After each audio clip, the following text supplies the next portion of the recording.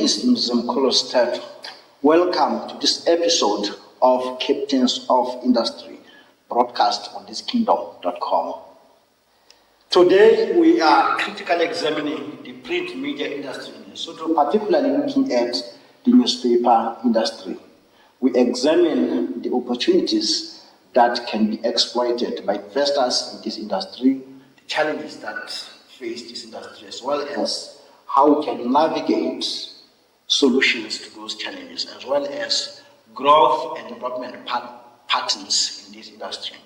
On this platform, I have Ms. Matabedi Ramunoti, who is the editor-in-chief of the Reporter newspaper. Welcome to the program.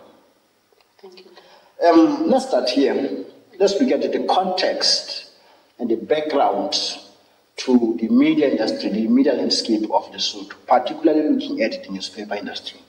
We are told that Lesotho's media industry is growing, is challenged, is going through a rough patch in terms of positioning itself within the general media landscape.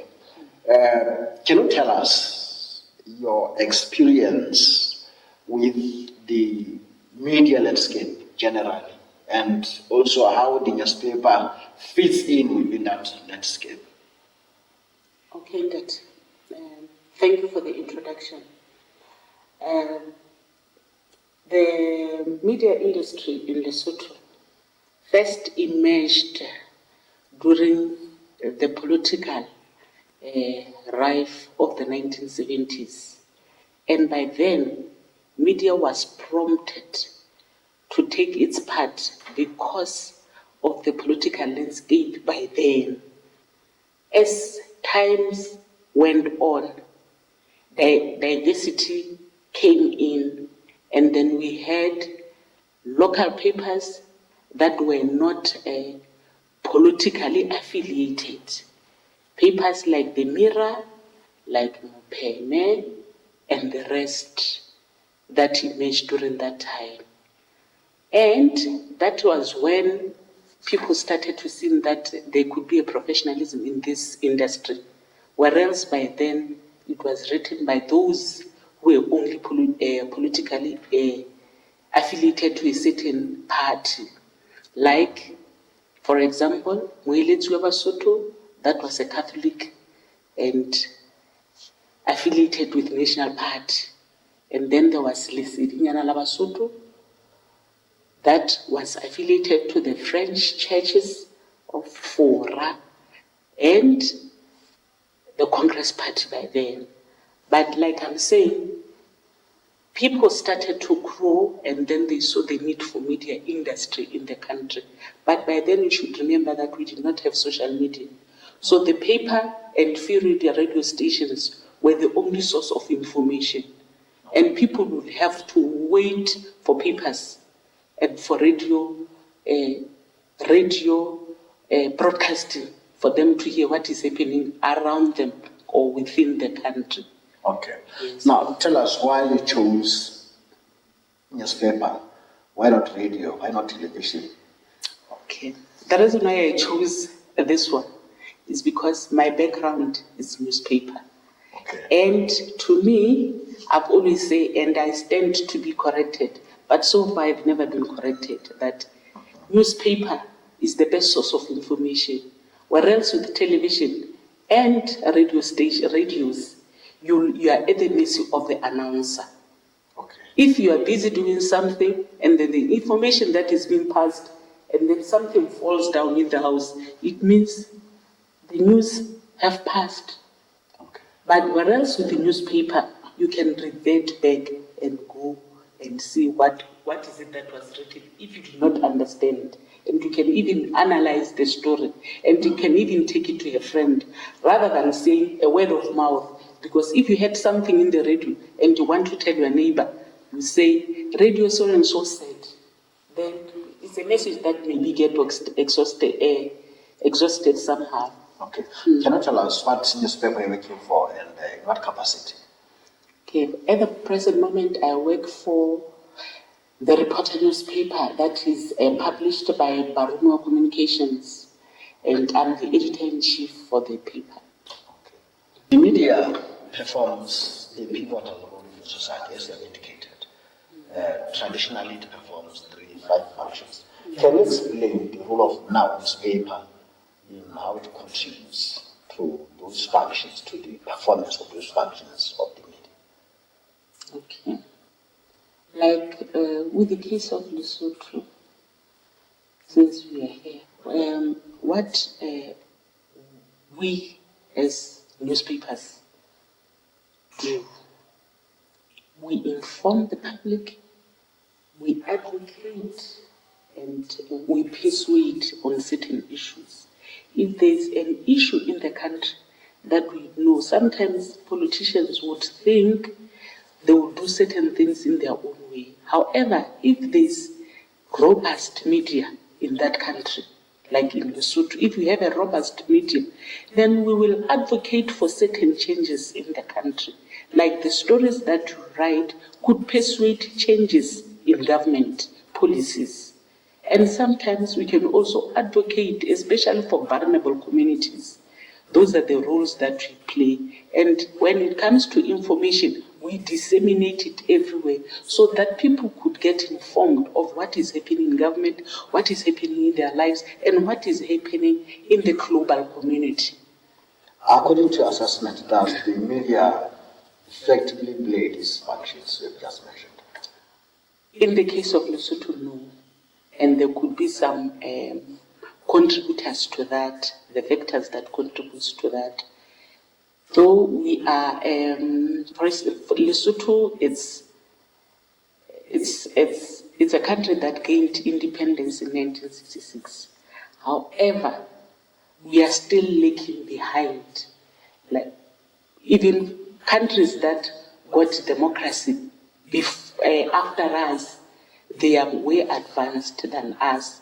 Here, we are confined into this small space area due to the factors of advertising. If you write something that advocates something that is against the present government, then they see how they knock you down through advertising. In that way, then you will have to change the story. Okay. Yes. So we'll talk about the influence of advertising in the media. Let's now get the size and the nature of the newspaper industry in this country. How big is it in the larger media landscape, and to what extent will that size contribute to good governance, maybe to democracy? Because I think the size also matters in terms of how many newspapers. Size, you mean how many newspapers do you have? How many radio stations do you have? How many television stations do you have? In the broader spectrum, we have quite a larger space of media, like radio stations. Since the emergence of community radio stations, you'll see that almost every district has its own radio station, of which it advocates for such areas, the areas where they are confined into.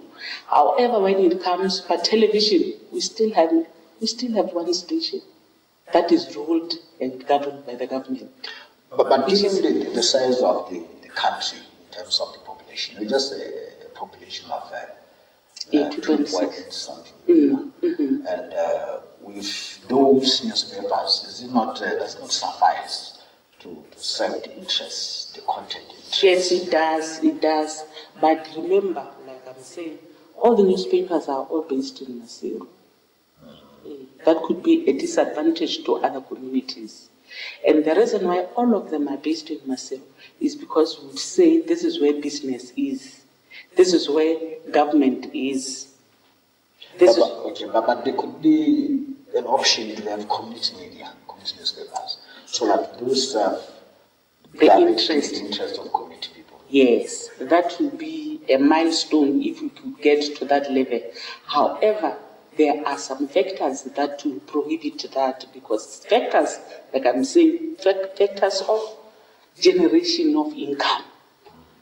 Because printing costs, they are always rising up 10% every year, despite the corona, despite the economy of that country. And what is happening now is that printers of newspapers, they are monopolizing the market. Okay. Yes. We'll talk about the market trends. Let's just break for a few minutes. We'll come back.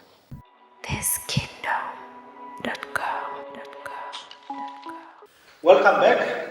We are on the topic of looking at the local media landscape, particularly focusing on the newspaper. I am in the studio with Mema Tapeli Ramonuzzi, who is the editor-in-chief of the Reporter newspaper. Mema Tapeli, let's look at ownership. Let's analyze ownership of media in Lesotho, and we'll zoom into the newspaper. Who owns the local media? Local media is predominantly owned by people outside who are not Basotho. I don't know if using the word foreigners is appropriate, but as of late... Just say non-nationals. Okay, non-nationals of this country. And there are factors that are affecting that led to that. One, most people in Lesotho, they don't understand how media operates, how we generate money. And for local people, they need investors. Investment is not there. Basotho don't invest in local media. And the investors itself, the investor sector itself, they do not invest in issues that are media related. For instance, for anyone who would start a paper, a local paper, that person has to carry the brand of taking the paper from the ground level up to where the paper might grow, of which that needs a lot of money. Whereas with non-nationals who come into the country just for the purpose of investing into the media industry, they come with hefty monies. And for them, it gets easier. Operations run smoothly until there's return on investment. Is this industry a lucrative, viable industry in terms of investment? Yes, it is. Would you encourage a person to invest in media? Yes, I would. There's a lot of investment, and you as a person, it builds you, because, with other industries, like engineering, nursing, and these ones that we say are classified as income-making professionals. They stick only to that professionals. My basic profession is journalism. I'm a journalist, but I know what happens in the health sector. I know what happens I have basic of engineering, because I write about those people, and for me to write about them, I must have at least knowledge of what is happening in the industry. So, in a way, I would say it builds yourself. Okay. How long does it take you to break even, to realize profits? Close to a year and plus. Then you will see the profits, because in the whole year, because the return on investment doesn't come immediately. It takes time, because with you make money every week of publication. And in some good weeks, when you have printed about 24 pages, you see that you would have made sometimes over 200,000. But it doesn't come immediately. It takes time for it to come. And it needs manpower to retrieve that money. Are you saying I need to lose for a year or so before I can even realize profit? Yes. Then it's not a lucrative profession. I need to make money right away. No. With media industry, it doesn't work out that way. But I'm telling you, I encourage people to invest in it, because it's a lucrative, but its money comes in a long run. But when it comes, it needs someone who's sharp in the head to make investments. Okay. Yes. Advertising has been set to be the lifeblood and Yes. oxygen for survival of the media. How is the advertising industry in support of the media industry? In the case of Lesotho, Yes. it's advertising space and the industry itself. It's an uphill for media industry, especially with other publications because they relate with certain publications. Reasons being they relate with certain publications because of the type of stories that they get there. You could market and do some other things, like we were saying, politics runs the gossips of the country itself. It brings life every day of what is happening in government and stuff. So people will relate to publications that writes about politics. And for them, it's easier for them to niche into that market because they will say, people look out for this. But however, of recent times, due to the emergency of social media, those stories that used to be the highlight that we waited for Wednesday, Thursdays, and Friday are no longer news Okay. because they are overtaken by. Yes, we look at the influence of social media and digital space on traditional and conventional media. Now, let's say investors or the advertisers, are they looking at the readership, listenership, and viewership before they can grant advertising? Yes, they do. Mostly they do. Like, I'll always refer to the report. Yes. Because that's my baby, that's how I know. Yes. That's, it's a day-to-day analysis of what is happening in the industry. With us, we are small because we just arrived in 2019. But however, we are now competing in the space of big papers at the moment. When we arrived, they would tell us that, no, we can't give you advertising. We only advertise with the big three. Okay, don't Yes. mention them. Yes, I won't mention any. So they will say the big three. Then we said, okay, how do we get into that space? But then we are like, no, let's not just change the mandate. Our mandate is not to write about party politics. Let's write about politics in general, but that are not party related. There are politics everywhere, government everywhere, corruption, development. Let's just stick to that. With us, because it was COVID, and business everywhere, every business was affected because of COVID. To us, it worked positively because the investors who had to invest in Lesotho, they could not invest if it wasn't for the report. Because there was negative publicity everywhere.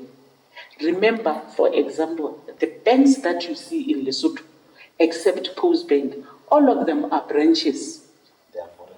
They are foreign owned. They have headquarters somewhere where they have to go and plead for money every year. So if there is that negativity of publicity, and there is also COVID here, is it possible for you to invest in that country? They had, because of our online presence, they had to rely on us. They had to make proposals from us that there is a light in the tunnel. Look, there's this Burihati project coming, it's written by the reporter, there's that, they does. That is how we got into the space of the great three. So, tell me, how were you able to penetrate the market with non-political content? Because you have said historically all newspapers are gunning for political stories, and those are believed to be selling and making money for newspapers. How did you convince non-political consumers of content? Yes, before we started the paper, we saw the need of online presence. Then we saw the need of changing the narrative of politics. We were struggling with the story themselves, because people were not buying into them. It was like we were publishing a newsletter. However, we got a thumbs up with social media presence. We were the first paper that had social media presence everywhere. People knew about our paper through social media than with a hard copy paper. Hard copy paper, people would not read it because there was no politics there.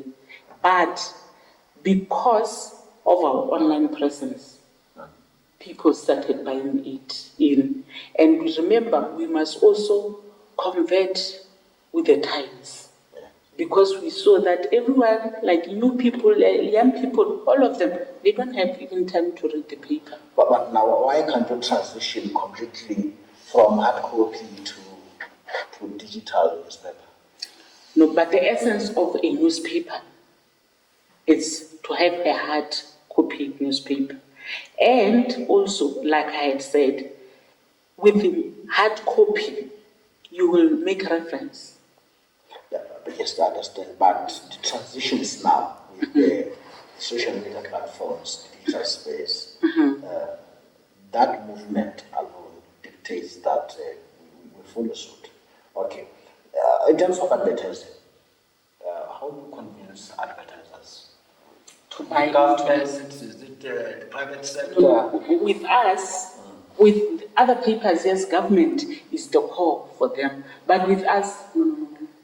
We hardly get adverts from government and we don't even need them. We rely on private sector. One, yes, you'll hardly see a government paper, a government advert in our paper. You'll hardly see it. Reasons being, remember, we are all from the media space. We know the hardships of having government adverts. Because for them, they can owe you for more than 2 years and you don't get money. But with us, we rely on private sector. Private sector pays with latest is within 60 days. Okay. Yes. So we rely only on private sector. Any private sector advert, you'll find it in the report. Yes. Well, I won't ask you to divulge your tactics and yes. your strategies for securing advertising, but just give us a glimpse of because it's difficult to penetrate that market. Just give us a glimpse of how you massage, how you persuade the private sector to give you advertising. Innovation. Private sector is a sector that likes new things. Innovations. How do you help me build my brand?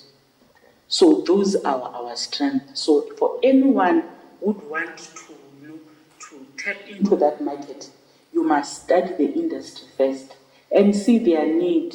You can see with us, for example, let me talk about a certain clients. We saw that, for you to be present every week, not with a display advert, we can do this for you. Teach people about economy. We don't have that. For example, when you grew up, we are taught that money is the root of evil. Whereas money makes the world go around. So we need people who will teach us about finances. Then we show that to the client. Then we say, we'll bring someone who will write for you every week how to save money, how to make money. Elementary things of a street walker. How does a walker makes money? How does she make money? How can she save? Take children to school and also build a house. Briefly, can you tell us, do you get sponsorships? When do you get sponsorships? No. You don't have that? No, we don't. Not even one. Did you have a plan maybe to venture into sponsorships? Okay. Because, yes, there was a plan, but with the people that I work with, I advised them. I showed them the disadvantages of having a sponsor. When a sponsor would want you to write and go their line. Whereas when you are independent, you are able to do everything that you want. And I've seen with sponsored media, people don't go extra mile. They don't unleash their potentials. So for us, we know we have to toil for money to be there. And then we go extra mile. That is why we are more visible than all these other competitors. Let's take a short break. We'll come back.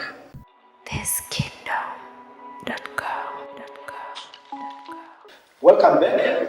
We are still on the topic of examining the local media industry, particularly looking at newspapers. Let's look at the production value chain from the gathering of news, the editing, the distribution, and then we have the newspaper districts. How is it going? Do we have enough human resources in all these media houses? Maybe, of course, we'll talk about the report. In most cases, we do not have enough. And the reason why we do not have enough is because of financial constraints. However, for a story to go in, the financial constraints would not have enough money for paying all the needed people. But do we have the journalists, so to speak? Yes. I'm not talking about freelancers, people who are coming from other professions. I want professional journalists. Do we have them in this country? In the country? No, it's a struggle. Even those who have studied media, those that we will bring with the certificates from media, from different schools, they are not of a quality that will say this person is a journalist.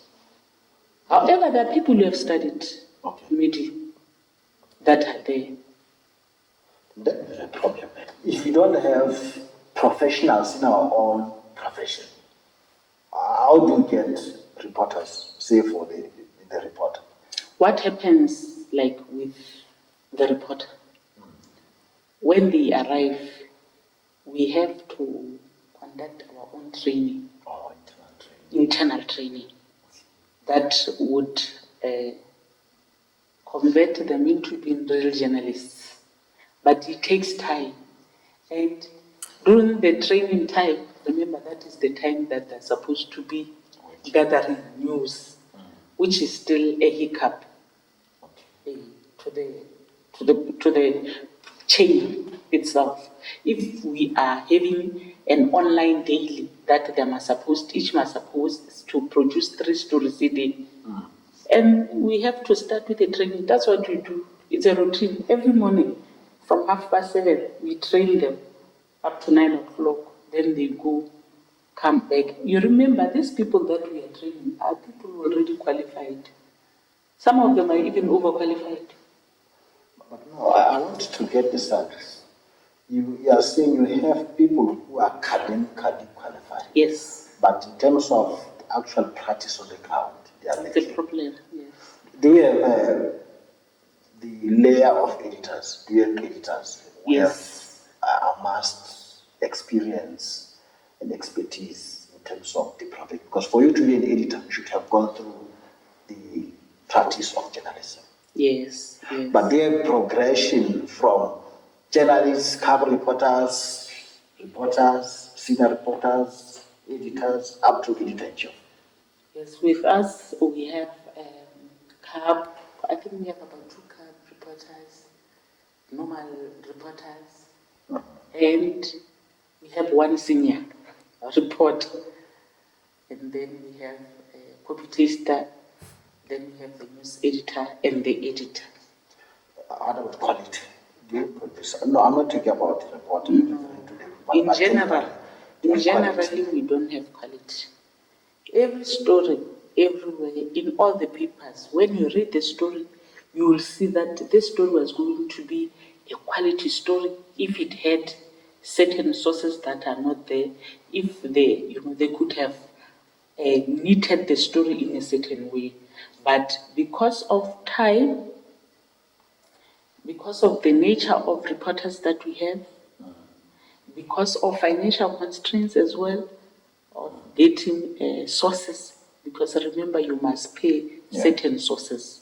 those are some of the hiccups that will lead into us having a story that will say this is not a quality story. Do you have freelancers? Yes, with us we have two. But do you have a freelancing editors? No, we don't. In which areas do you outsource? We outsource with two editors, because with us we are saying if the copy goes out and the copy has a lot of errors, then it's a serious challenge to advertisers. Okay. So we would have in-house news editors. Then we'll outsource to editors. Okay. Yes, and the sub. Does the reporter have beats? Yes, they do. The reporters have beats. However, most of them do not adhere to their beats.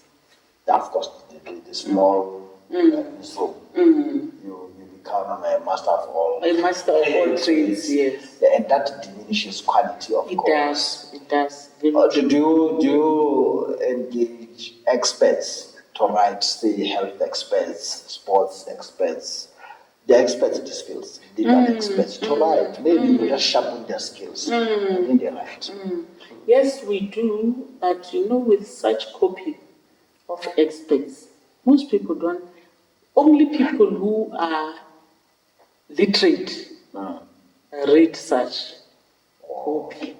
But people, the masses. But they should simplify. I understand that they use their own jargon from their own professions. But now they should be simplified for the underdog to understand.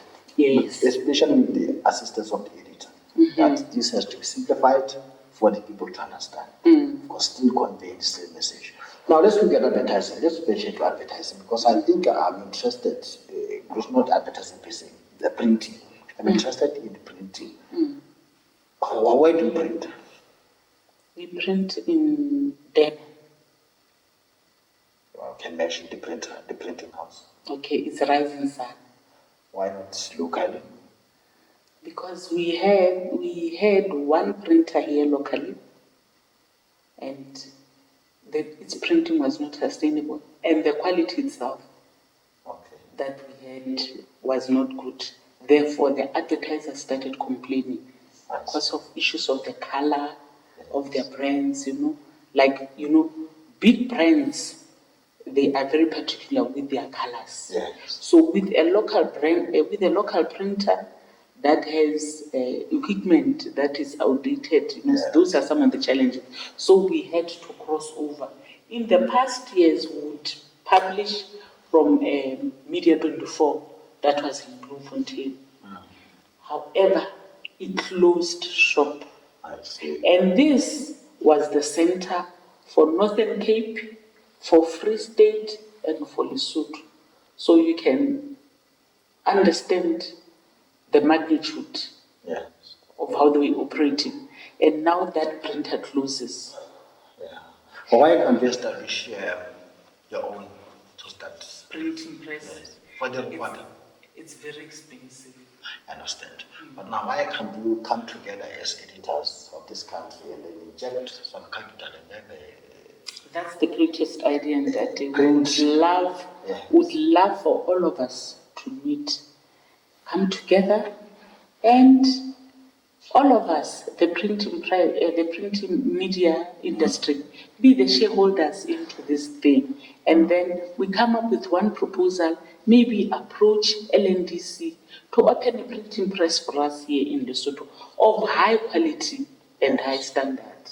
That will go a long way. Whereas now we have to go outside the country, where we pay that, and then when we get to the country here, we also have pay that. That's the erosion of our money. As we move towards closure of this program, can you tell us your perspective about the growth and development of the local media, with particular focus on newspapers? We would have growth, but growth needs unity in the industry itself.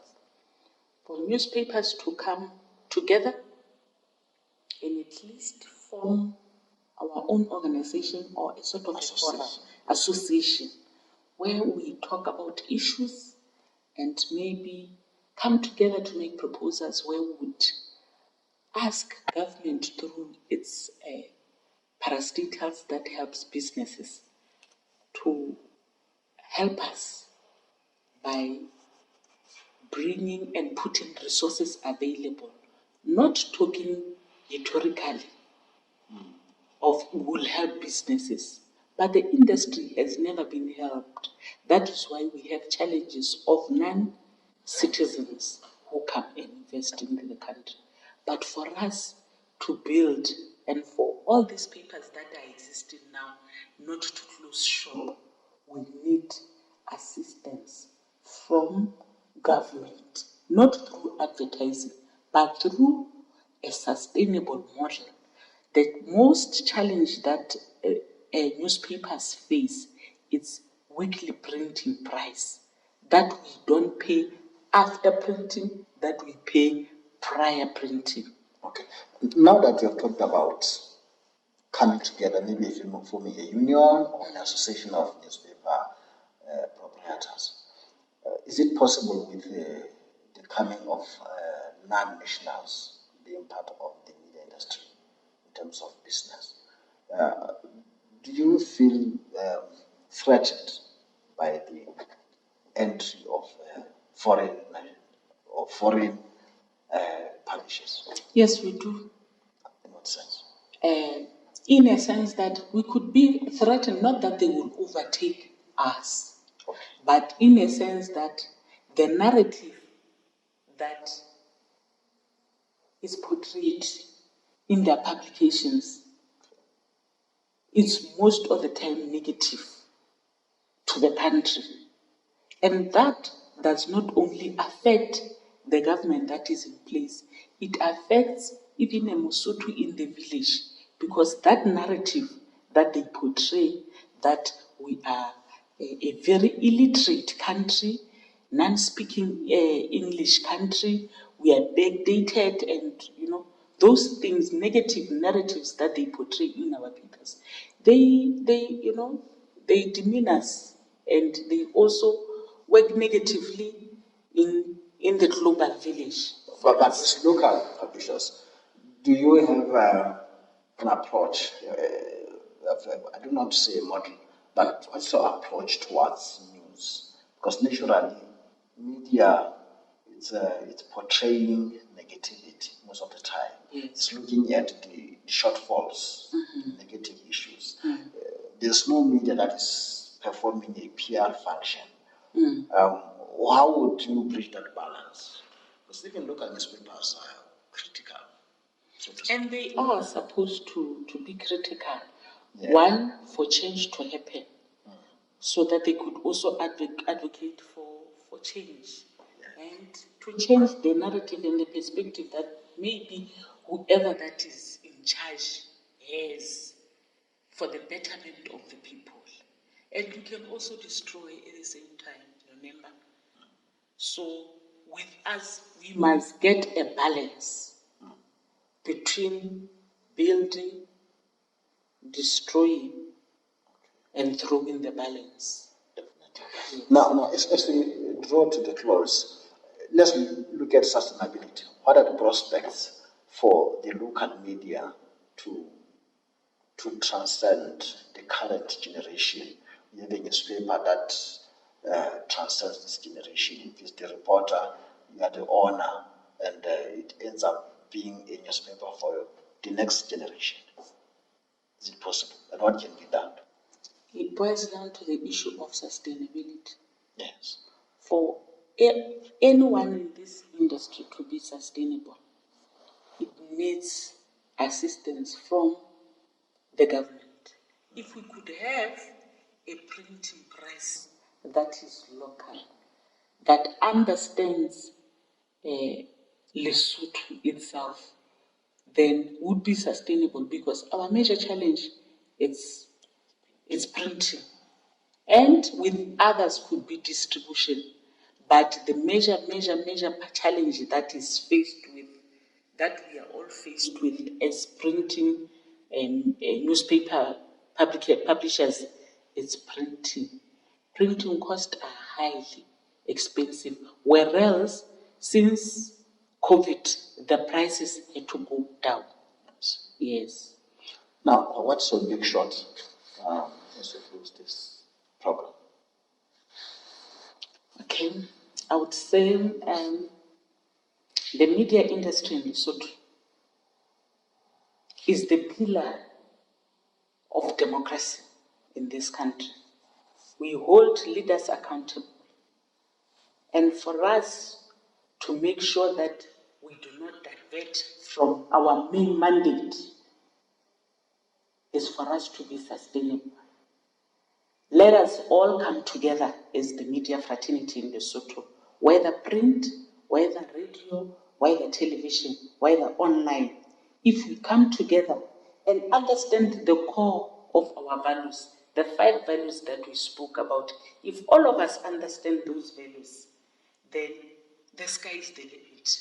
We'll go a long way and we'll be able to be a media in the country that is known throughout the world. We have come to the end of our program. We have critically examined the anatomy, the nature and size of the local industry, media industry, with particular focus on the newspaper industry. We have discussed opportunities, challenges, as well as navigating the mechanisms for growth and development of the local media.